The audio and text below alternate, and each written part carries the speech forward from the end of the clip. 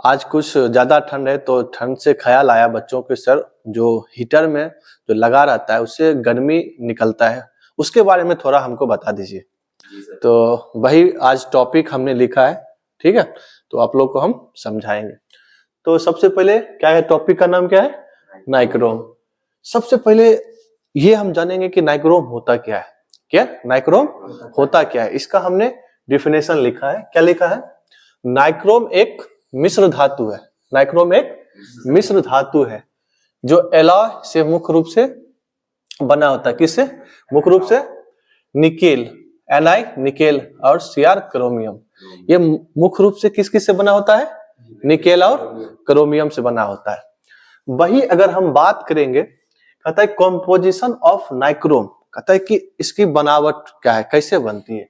अगर वही हम बनावट की बात करेंगे तो यहाँ पर पढ़े थे नाइक्रोम और क्रोमियम। अब इसमें हम ये देखेंगे कि नाइक्रोम कितना परसेंट यूज होता है और क्रोमियम कितना परसेंट होता है।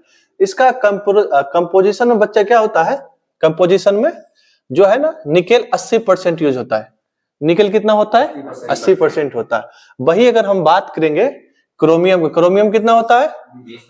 20%। कितना होता है? 20%।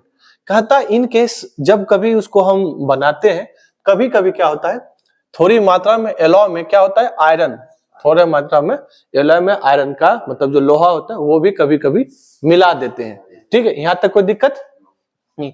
अब हम बात करते हैं कि मेन टॉपिक ये है कि नाइक्रोम से गर्मी क्यों निकलती है। बात यही है ना, आप लोग का भी क्वेश्चन यही था कि सर उससे गर्मी क्यों निकलता है। तो हम बात करते हैं, जब बिजली नाइक्रोम वायर से गुजरती है तो नाइक्रोम रेजिस्टेंस ज्यादा होने के कारण हीट में बदल जाता है। अब हम बात करते हैं कि जो वायर होता है नॉर्मल वायर, इसमें हम करंट देते हैं तो इजी में फॉलो कर देता है। फिर भी उसमें देखना होगा कभी लोड ज्यादा पड़ता है ना तो गर्म हो जाता है। तो एग्जैक्टली ऐसा ही होता है, नाइक्रोम का प्रॉपर्टी होता है उसका हाई रेजिस्टेंस होता है। क्या होता है? हाई रेजिस्टेंस होता है। तो जब भी हम उससे इलेक्ट्रिसिटी को फॉलो करवाते क्या होता है, वो हीट में कन्वर्ट हो जाता है। किस में कन्वर्ट हो जाता है? हीट में। वही अगर हम बात करेंगे, इसमें क्या होता है, इसका ज्यादा रेजिस्टेंस क्या होता है, ज्यादा रेजिस्टेंस होने से क्या होता है, ज्यादा हीट निकलेगा।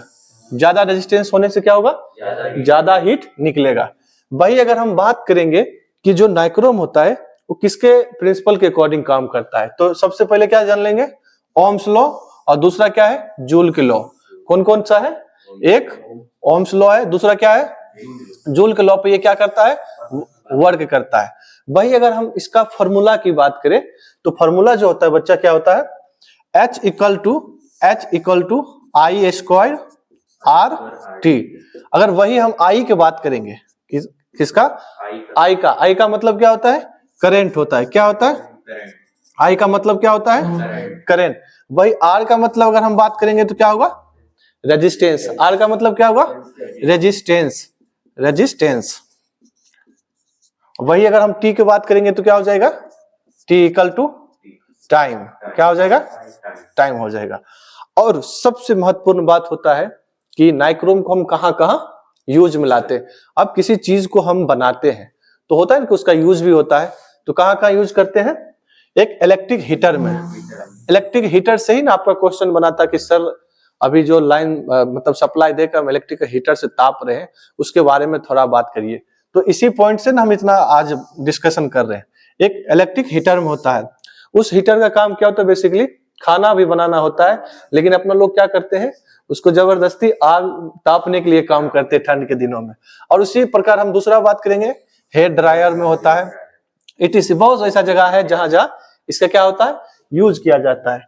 तो आज की इस वीडियो में एक छोटा सा टॉपिक था कि नाइक्रोम किस प्रकार से वर्क करता है। तो फिर से मिलते किसी और वीडियो के साथ, तब तक के लिए बने रहिए series online academy YouTube channel पर। Bye bye.